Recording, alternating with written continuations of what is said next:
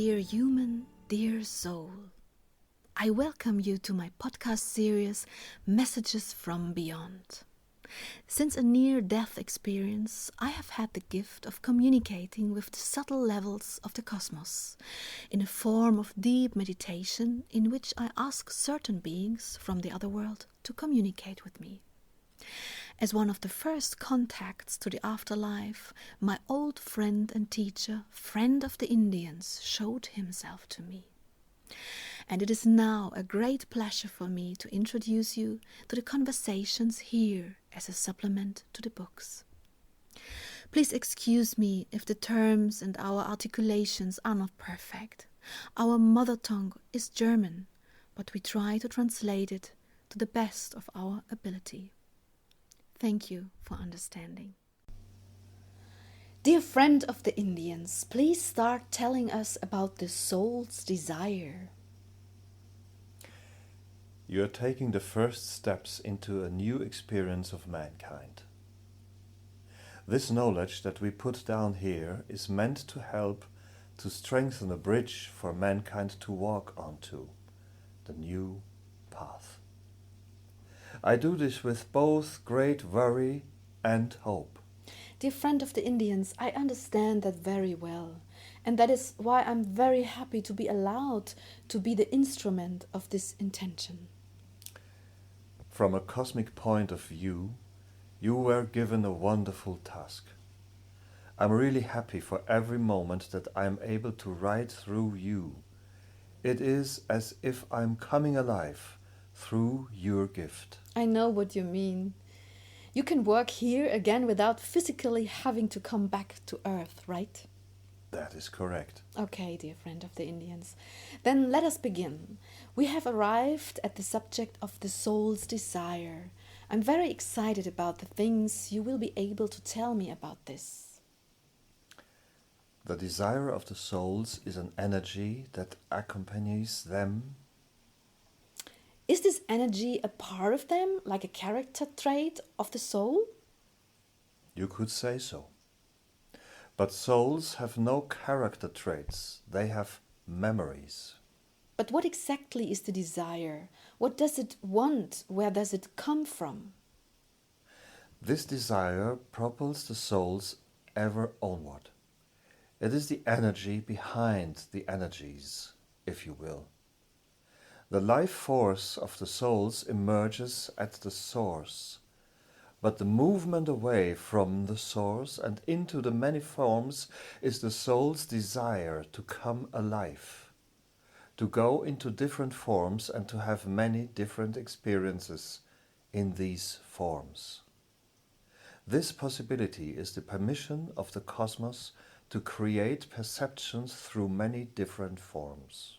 And why do you call this the soul's desire? The wise brotherhood once told me that it is curiosity that drives the souls. Both terms are correct. I like to call it the soul's desire because this sounds more joyful to me, because it is more energetic. Curiosity drives you when you are propelled by your thoughts. Desire is something that propels you entire form. I can understand that, but of course it must still be difficult to make such a fine distinction when you are basically without a body. And when you haven't got a body, being a soul, how are you supposed to have physical sensation? That is true. But it still is a more powerful impulse than just being curious. That is all. I like using the term soul's desire.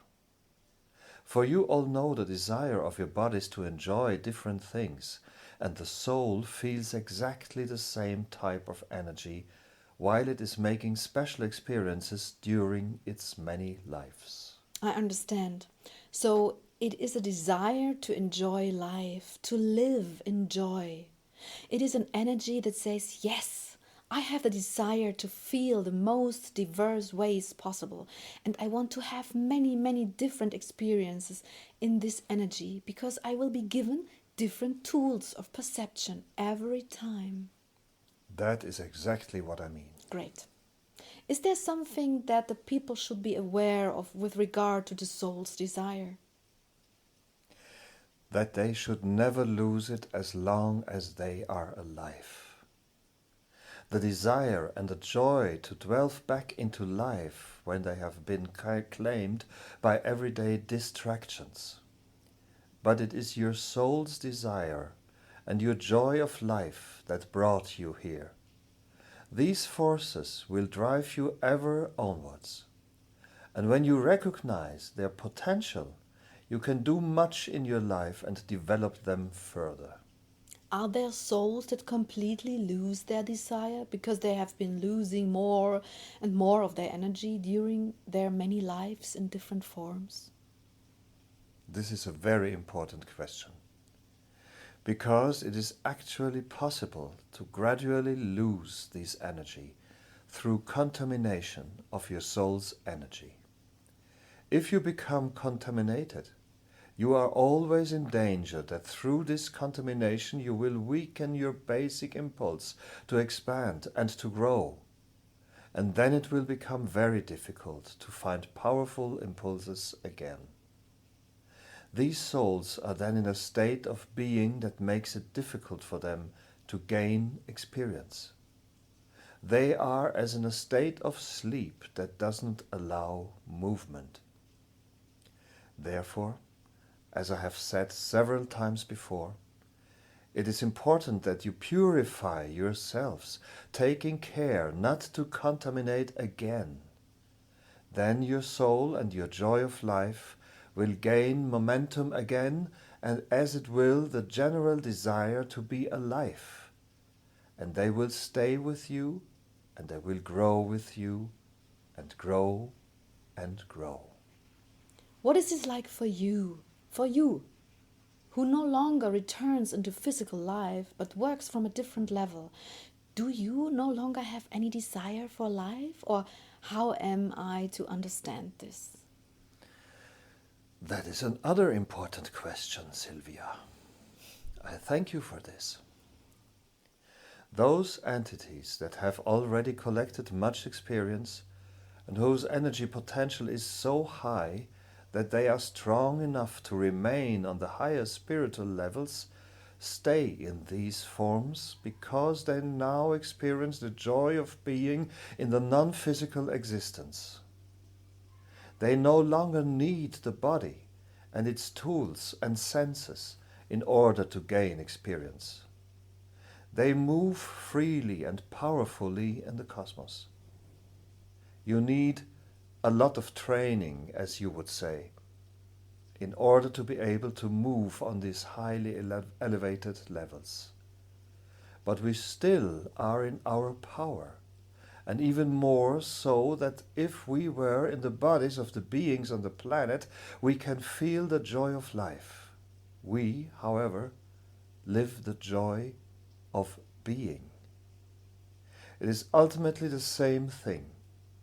But we seek experience in different forms, and when a soul's energy level is high enough to choose freely whether to move on with or without a body, many will choose the experience without a body, because it is freer. The choice, the experience to live in a body, always comes with many risks. On the one hand, there is the possibility to send powerful impulses into the cosmos. But on the other hand, there is always the possibility of contamination. This risk, as you know, can have many consequences. Therefore, many luminous energies decide not to incarnate into bodies any longer in order to avoid this risk. Now, dear friend of the Indians, there are, however, some luminous entities who do incarnate and face the risk in order to help. I did understand this correctly, didn't I? That is correct. And whoever does this is strongly protected by the cosmos. If you wish to work as a servant of the cosmos, you will be eternally and infinitely protected. Wow, that is nice. Are there very many energies or souls that, for instance, want to come to Earth in order to help? There are no longer very many who will risk the danger of contamination. The general contamination of mankind is getting stronger and stronger with every moment that it continues to live in unawareness. The form of humankind on earth in this your own time will keep on creating more and more contamination unless you start to act now.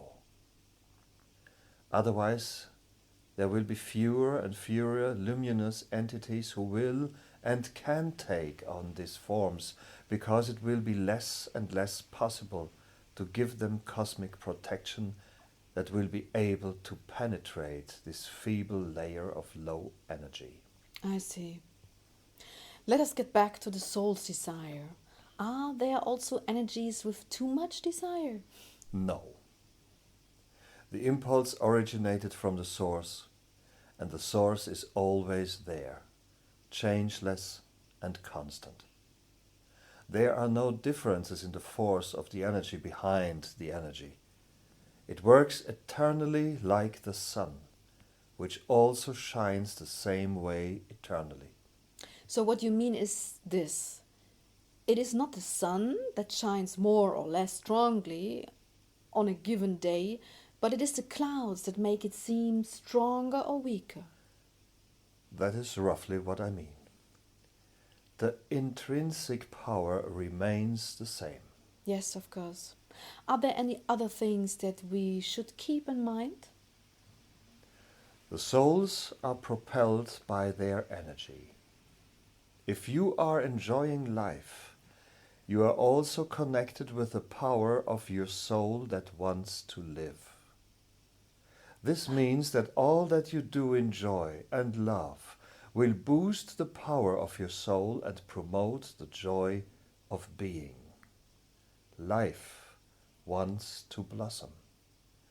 Life wants to grow. The form wants to expand. The soul wants to move. If you live in connection with this joy and this energy inside you, then you will be joyful and you will expand. Am I right that these are your closing words on this subject? Yes, Sylvia, they are. Well then, thank you very, very much. Love. Thank you, dear.